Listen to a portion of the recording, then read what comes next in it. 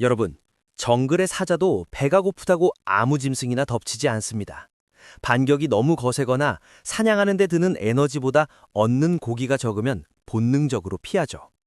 인간관계도 똑같습니다. 무례한 사람들은 상대를 고를 때 성격이 아니라 감정적 가성비를 봅니다. 아, 이 사람은 잘못 건드렸다간 내 미천만 다 드러나겠다 싶어 뒷걸음질 치게 만드는 사람들이 있습니다. 오늘은 무례한 사람이 절대로 건드리지 않는 사람들의 3가지 비밀에 대해 알려드리겠습니다. 첫 번째 비밀, 연구 대상으로 박제하기입니다.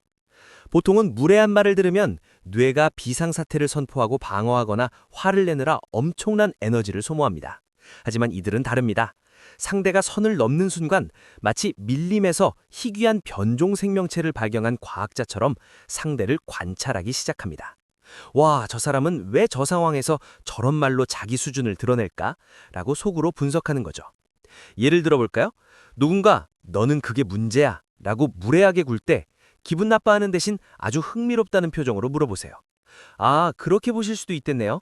그런데 요즘에도 면전에 대고 직접 하시는 분은 정말 오랜만에 보네요. 그런데 혹시 무슨 마음으로 그러시는 거예요? 라고요.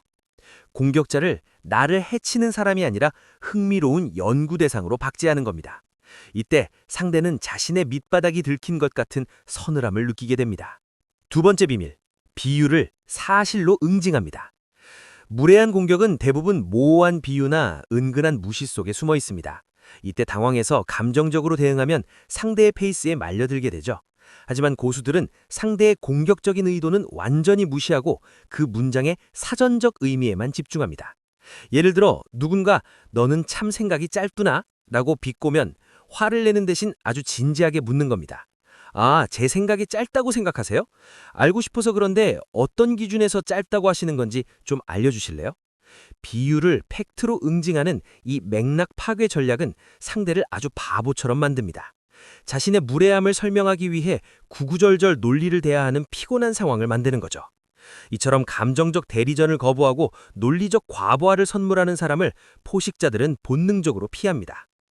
세 번째 비밀, 무례함을 건강 이상 신호로 처리합니다.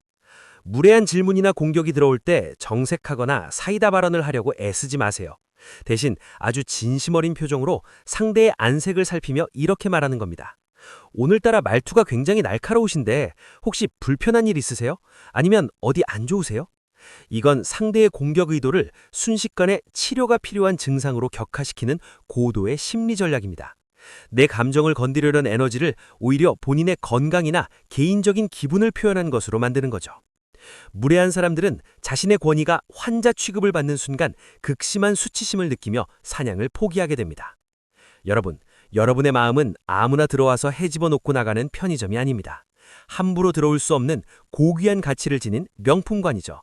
당신 자신을 가장 귀하게 대접할 때 세상의 어떤 무례함도 당신의 문턱을 넘지 못할 것입니다. 지금까지 알고 보면 심리학이었습니다. 오늘 내용이 무릎을 탁 치게 만들었다면 구독과 좋아요로 여러분의 마음 영토를 더 단단하게 지켜보세요.